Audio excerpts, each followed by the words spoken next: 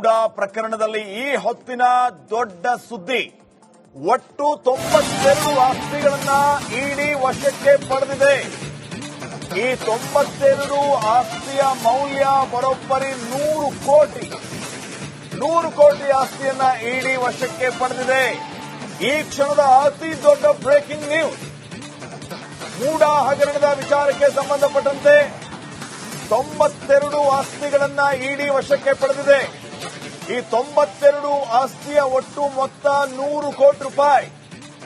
ಬೆಂಗಳೂರು ವಲಯ ಕಚೇರಿಯಿಂದ ಆಸ್ತಿಯನ್ನ ವಶಕ್ಕೆ ಪಡೆಯಲಾಗಿದೆ. ಮೂಡಾದ 92 ಸೈಟ್ಗಳು ಜಾರಿ ನಿರ್ದೇಶನಾಲಯದ ವಶಕ್ಕೆ. ಮೂಡಾ ಸಿಎಂ ಸಿದ್ದರಾಮಯ್ಯ ಅವರ ಸುತ್ತ ಗಿರಿಕಿ ಹೊಡೆಯುತ್ತಿರುವ ಒಂದು ಪ್ರಕರಣ. ಈ ಪ್ರಕರಣದ ವಿಚಾರಕ್ಕೆ ಸಂಬಂಧಪಟ್ಟಂತೆ ಈಗ 92 ಆಸ್ತಿಗಳನ್ನ ಇಡಿ ವಶಕ್ಕೆ ಪಡೆದಿದೆ. 92 ಸೈಟ್ಗಳನ್ನ ಈಗ ಜಾರಿ ನಿರ್ದೇಶನಾಲಯ ವಶಕ್ಕೆ ಪಡೆದಿರುವಂತಹದ್ದು. ಪಿಎಂಎಲ್ಎ ಕಾಯ್ದೆ ಅಡಿ ಆಸ್ತಿ ವಶಕ್ಕೆ ಪಡೆದಿದೆ ತನಿಖಾ ಸಂಸ್ಥೆ. ಹೌಸಿಂಗ್ ಸೊಸೈಟಿಯ ಹೆಸರಲ್ಲಿ, ವೈಯಕ್ತಿಕ ಹೆಸರಲ್ಲಿ ಈ ಸೈಟ್ಗಳನ್ನ ರಿಜಿಸ್ಟರ್ ಮಾಡಲಾಗಿದೆ. ಲೋಕಾಯುಕ್ತ ಪೊಲೀಸರು ಎಫ್ಐಆರ್ ಅನ್ನ ದಾಖಲಿಸಿಕೊಂಡಿದ್ರು. ಆ ಎಫ್ಐಆರ್ ಅಡಿಯಲ್ಲಿ ತನಿಖೆ ಇಡಿ ನಡೆಸ್ತಾ ಇರೋದು. ಈಗ 92 ಸೈಟ್ಗಳನ್ನ ಇಡಿ ತನ್ನ ವಶಕ್ಕೆ ತೆಗೆದುಕೊಂಡಿದೆ. 100 ಕೋಟಿ ರೂಪಾಯಿ ಮೌಲ್ಯದ 92 ನಿವೇಶನಗಳು ಅಥವಾ 92 ಆಸ್ತಿ ಅಂತಲೂ ಹೇಳಬಹುದು. ಇವನ್ನ ಜಾರಿ ನಿರ್ದೇಶನಾಲಯ ಈಗ ವಶಕ್ಕೆ ತೆಗೆದುಕೊಂಡಿದೆ.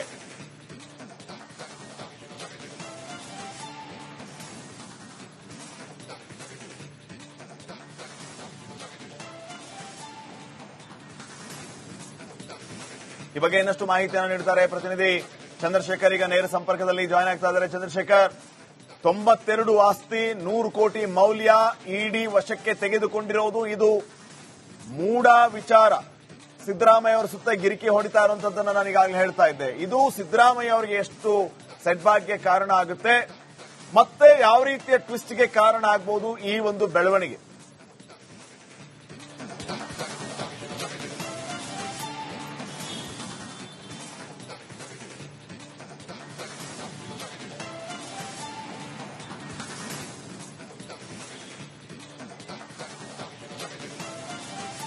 ಶ್ರೀಪಾದ್ ಪಟೇಲ್, ಮೈಸೂರು ಅಭಿವೃದ್ಧಿ ಪ್ರಾಧಿಕಾರದಲ್ಲಿ ಅನೇಕ ಅವ್ಯವಹಾರಗಳು ಆಗಿರ್ತಕ್ಕಂಥದ್ದು. ಕೇವಲ ಮುಖ್ಯಮಂತ್ರಿಗಳ 17 ನಿವಾಸಗಳು ಮಾತ್ರ ಅಲ್ಲ, ಉಳಿದಂತೆ ಅನೇಕರು ಈ ಒಂದು ಮೂಡಾದಲ್ಲಿ ಸೈಟ್ಗಳನ್ನ ತೆಗೆದುಕೊಂಡಿರ್ತಕ್ಕಂಥ ವಿಚಾರಕ್ಕೆ ಸಂಬಂಧಪಟ್ಟಂತೆ ಬಹಳ ಹಿಂದೆಯೇ ಸ್ನೇಹಮಯಿ ಕೃಷ್ಣ ಅವರು ದೂರನ್ನು ಕೊಟ್ಟಿದ್ರು. ಈ ಸಂಬಂಧ ಕೋರ್ಟ್ ಮೆಟ್ಟಿಲಲ್ಲೂ ಕೂಡ ಏರಲಾಗಿತ್ತು. ಆದರೆ ತನಿಖೆಯನ್ನು ಕೊಡುವಂತ ವಿಚಾರದಲ್ಲಿ ರಾಜ್ಯ ಸರ್ಕಾರ ಬಹಳ ಹಿಂದೇಟನ್ನು ಹಾಕಿತ್ತು. ಹೀಗಾಗಿ ಇಡಿ ಎನ್ಫೋರ್ಸ್ಮೆಂಟ್ ಡಿಪಾರ್ಟ್ಮೆಂಟ್ ಜಾರಿ ನಿರ್ದೇಶನ ಏನಿದೆ ಅವರು ತನಿಖೆಗೆ ಇದನ್ನ ವಹಿಸಿಕೊಂಡಿತ್ತು. ಸೊ ಹೀಗಾಗಿ ಈಗಾಗಲೇ ಅನೇಕ ಒಂದು ದಾಖಲೆಗಳನ್ನ ವಶಪಡಿಸಿಕೊಳ್ಳಲಾಗಿತ್ತು.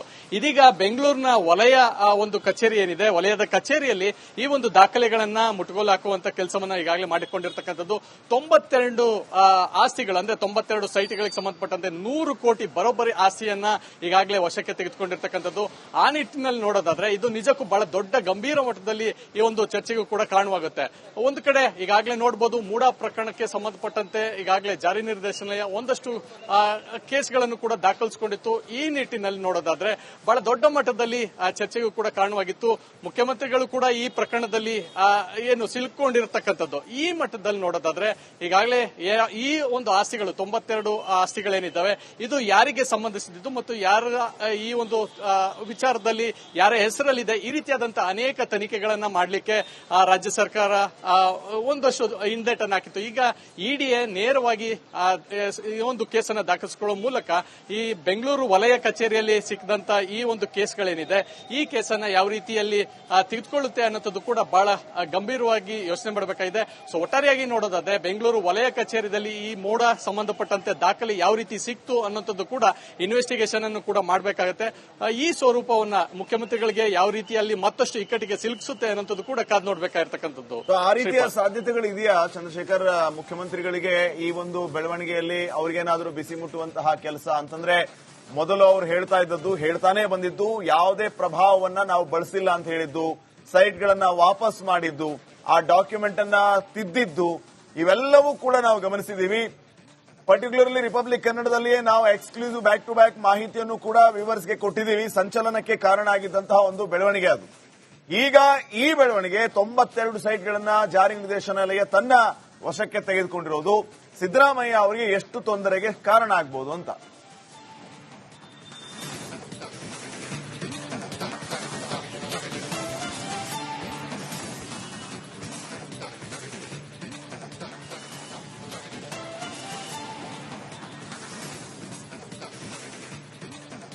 ಶಪಥ್, ಖಂಡಿತವಾಗ್ಲು ಈಗಾಗಲೇ ವಶಪಡಿಸಿಕೊಂಡಿರ್ತಕ್ಕಂಥ ಅಥವಾ ಏನು ಬೆಂಗಳೂರಿನಲ್ಲಿ ಸಿಕ್ಕಿರ್ತಕ್ಕಂಥ ದಾಖಲೆಗಳ ಪ್ರಕಾರ 92 ಆಸ್ತಿಗಳೇನಿದೆ ಇದಕ್ಕೆ ಸಂಬಂಧಪಟ್ಟಂತೆ ಯಾರ ಹೆಸರಲ್ಲಿದೆ ಅನ್ನೋದನ್ನ ಮೊದಲು ಪರಿಶೀಲಿಸಿ ಮತ್ತೆ ನೋಟಿಸ್ ಕೊಡುವಂತ ಸಾಧ್ಯತೆ ಇದೆ. ಒಂದೇ ನಿಮಿಷ, ಸಾರಿ ಫಾರ್ ಇಂಟರಪ್ಟ್, ಬರ್ತೀನಿ ನಿಮ್ಮ ಹತ್ರ ವಾಪಸ್. ಈಗ ಸ್ನೇಹಮಯಿ ಕೃಷ್ಣ ಅವರು ನಮ್ಮ ಜೊತೆಗೆ ಫೋನ್ ಸಂಪರ್ಕಕ್ಕೆ ಸಿಕ್ಕಿದ್ದಾರೆ, ಈ ವಿಚಾರದ ದೂರುದಾರರು.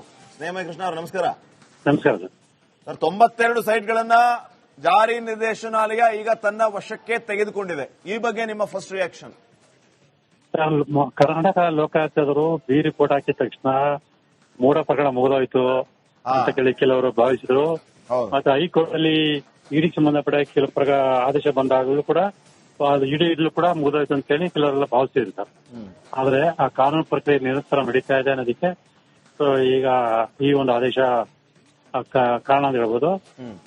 ಅದು ಮೂಢ ಪ್ರಕರಣ ಹೋರಾಟ ನಡೀತಾನೆ ಇದೆ.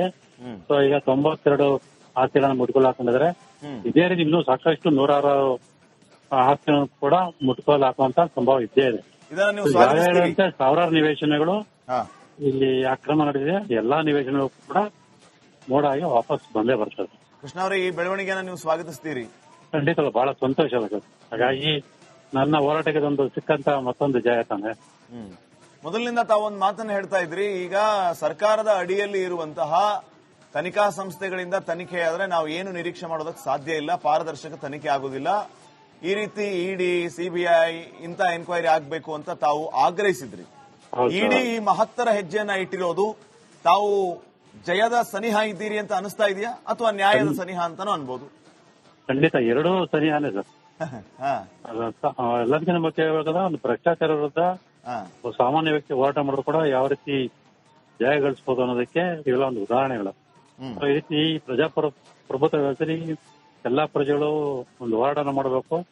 ಜನಸಾಮಾನ್ಯ ಸಿಗ್ಬೇಕಂತ ಆಸ್ತಿಗಳು ಎಲ್ಲೋ ಕೆಲವು ಪ್ರಭಾವಿ ವ್ಯಕ್ತಿಗಳ ಪಾಲಾಗ್ತಿರೋದನ್ನ ತಡಿಬೇಕು ಅನ್ನೋದು ನನ್ನ ಆಗ್ರಹ ಮತ್ತು ಮನವಿ. ಇನ್ನು ಏನಾಗಬೇಕು ಅಂತ ಬಯಸ್ತೀರಿ? ಒಂದು ಫೈನಲ್ ಕ್ವಶನ್ ಈ ವಿಚಾರದಲ್ಲಿ, ಮುಂದೆ ಏನಾಗಬೇಕು? ಸಂತೋಷ ಇದೆಯಾ? ಇನ್ನು 106 ನಿವೇಶನಗಳು ಪ್ರಭಾವಿ ವ್ಯಕ್ತಿಗಳ ಅವರ ಹಿಡಿತದಲ್ಲಿದೆ. ಅವೆಲ್ಲವೂ ಕೂಡ ಮೂಡಾಗಿ ವಾಪಸ್ ಬರಬೇಕು. ಜನಸಾಮಾನ್ಯ ಸಿಗ್ಬೇಕಂತ ಈ ನಿವೇಶನಗಳು ಜನಕ್ಕೆ ತಲುಪಬೇಕು ಅನ್ನೋದು ನನ್ನ ಒಂದು. ಫೈನ್. ಓಕೆ, ಥ್ಯಾಂಕ್ ಯು ಸ್ನೇಹಮಯಿ ಕೃಷ್ಣ ಅವರ ರಿಪಬ್ಲಿಕ್ ಕನ್ನಡ ಜೊತೆ ಮಾತಾಡಿದಕ್ಕೆ. ಹಾಗೆ